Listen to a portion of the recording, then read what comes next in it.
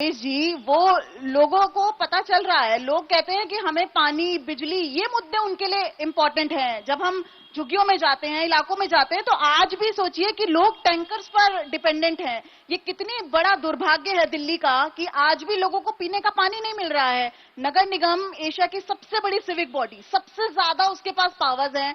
15 साल आप रहे, पानी तक हम नहीं दे सकते क्या लोगों को? देखिए दिव्या जी, शायद आपको जानकारी नहीं, ये आप बात कह रही बिल्कुल सही है, लेकिन दिल्ली जल बोर्ड दिल्ली नगर निगम के अंतर्गत नहीं आता है। तो मुझे पता है इनका यही जवाब था, इनका यही जवाब आना और था। दिल्ली सरकार की ये बहुत बड़ी नाकामी है यही जवाब आना कि था। आज भी दिल्ली में 40% से ज्यादा लोग टैंकर से पानी ले रहे हैं। लेकिन दिल्ली देश की राजधानी है, शीतल जी बोलने दीजिए आप। दिल्ली देश की राजधानी है। अंडमान जैसे निकोबार राज्य में जहां पर समुद्र के किनारे, वहां घर से नल से जला रहा है।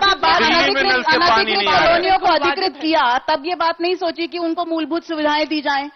तो मूलभूत सुविधा देने का काम, अगर हमने पॉलिसी मेकिंग का काम केंद्र सरकार ने किया है, भारतीय जनता पार्टी ने किया है, तो मूलभूत सुविधा देने का काम दिल्ली सरकार का है। ये वाजिब बात आपने कही कि दिल्ली जल निगम की जिम्मेदारी है आपकी नहीं, लेकिन आप इस मुद्दे को उठा तो सकते थे। आप 15 साल से एमसीडी में हैं, ठीक है, ये आपके पावर्स या आपके जुरिस्डिक्शन के अंतर्गत नहीं है पानी मुहैया कराना, लेकिन आप इसको लेकर अवेयरनेस तो कर सकते थे इतने समय से। दिल्ली आपकी भी जिम्मेदारी है, दिल्ली आपकी भी जिम्मेदारी है। हमने हमेशा इस मुद्दे को उठाया, हमने पानी के लिए प्रदर्शन किया, और आपको शायद ध्यान होगा दिल्ली जल बोर्ड के खिलाफ जब हमने प्रदर्शन किया, पानी नहीं मिल रहा, टैंकर नहीं आ रहे, तो मेरे ऊपर केजरीवाल सरकार ने मुकदमा किया, जो आज तक चल रहा है मुकदमा। तो हमने हमेशा दिल्ली के लोगों के लिए साफ पानी मिले, इसके लिए संघर्ष किया है, लेकिन दिल्ली सरकार ने एक कान से सुना और दूसरे कान से निकाल दिया और कोई कार्रवाई नहीं की। उनका सिर्फ और सिर्फ एक ही इंटरेस्ट है कि कोई भी काम करे तो उसमें कैसे भ्रष्टाचार हो, कैसे पैसे कमा ले। अच्छा, ये बताइए, ये सबसे बड़ा मुद्दा भ्रष्टाचार है। आप भ्रष्टाचार पे चुनाव लड़ रहे हैं, मतलब भ्रष्टाचार एक मुद्दा है और बड़ा मुद्दा है, लेकिन इसके साथ साथ non performance of Delhi government, नाकामियां दिल्ली सरकार की, वो भी एक बड़ा मुद्दा है। क्योंकि आपने पॉल्यूशन में झोंक दिया लोगों को। जब पंजाब में आम आदमी पार्टी की सरकार नहीं थी, तो यही केजरीवाल जी रोज गालियां देते थे पंजाब को, सरकार को। पंजाब में पराली का धुआं आ रहा है, हरियाणा से पराली का धुआं आ रहा है, दिल्ली बीमार पड़ रही है। और अब जब पंजाब में उनकी सरकार आ गई तो चुप है, तो एलजी दोषी है, तो केंद्र सरकार दोषी है। तो ये सब मुद्दे उठाइए ना, आप रोज एक वीडियो बॉम्ब फोड़ देते हैं। देखिए, वो जो भी हो रहा है, वो दिल्ली के जो मंत्री है सत्येंद्र जैन जी, वो अरविंद केजरीवाल जी के खास है।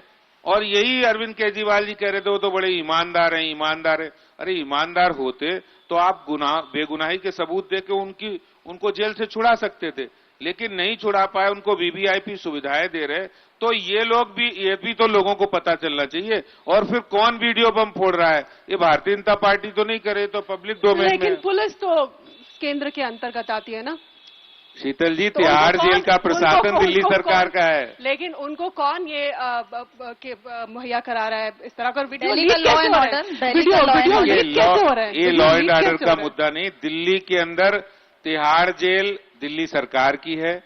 दिल्ली का प्रशासन तिहाड़ जेल के प्रशासन को संभालता है। और वही तो मैं अरविंद केजरीवाल जी से पूछो ना, ये आपको उनका प्रशासन है, वो मुख्यमंत्री है, उनकी जेल है, उनका जेल मंत्री है, तो उनको कैसे ये वीडियो बन रही है? और वो बताए उनका प्रशासन है, ये केंद्र सरकार का नहीं है। वीडियो आपको कैसे मिल जा रहे हैं?